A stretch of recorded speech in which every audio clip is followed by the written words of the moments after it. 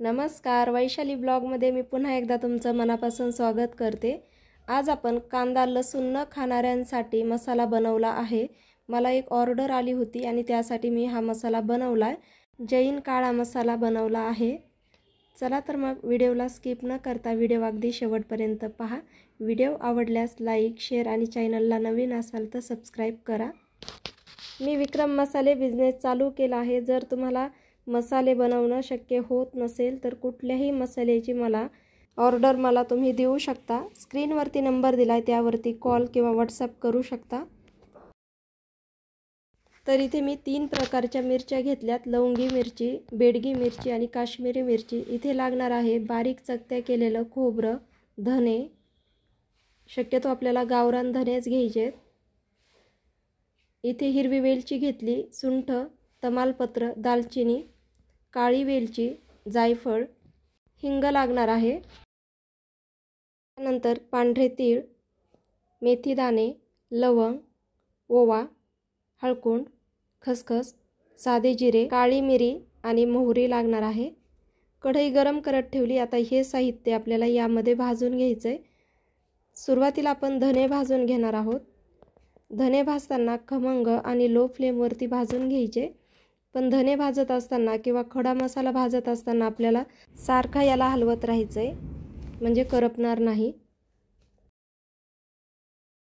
तर छान असे खमंग धने भाजून घेतलेत, काढून घेऊया।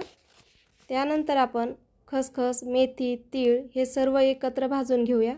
तर या 3-4 वस्तू भाजायला तेवढाच वेळ लागतो, म्हणून आपण हे सर्व एकत्र भाजणार आहोत। तर आता हे साहित्य भाजून झालेत, आपण काढून घेऊया। आता आपण तमालपत्र पण छान भाजून घेणार आहोत। तमालपत्र पण छान भाजलंय, याला मी काढून घेते।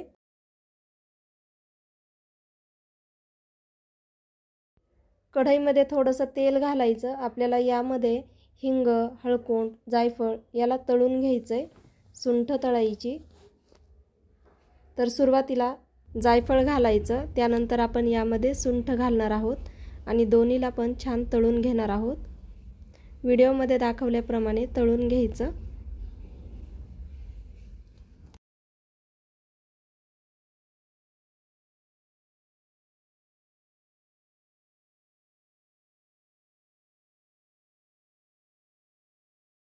आपण सुरुवातीला जायफळ घातलं होतं, म्हणून पहिले आपल्याला जायफळ काढून घ्यायचंय। त्यानंतर सुंठ चांगली तळून द्यायची।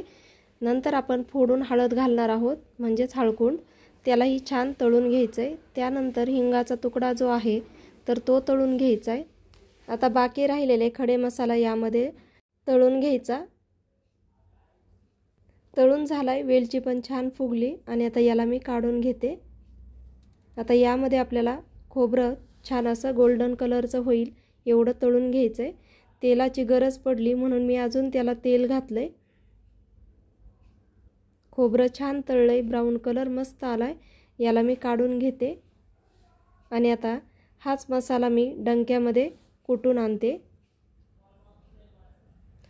तुम्हाला जर स्वच्छतेने बनवलेला मसाला पाहिजे असेल तर स्क्रीनवरती नंबर दिलाय त्यावरती व्हॉट्सअप किंवा कॉल करा। व्हिडिओ पाहिल्याबद्दल धन्यवाद।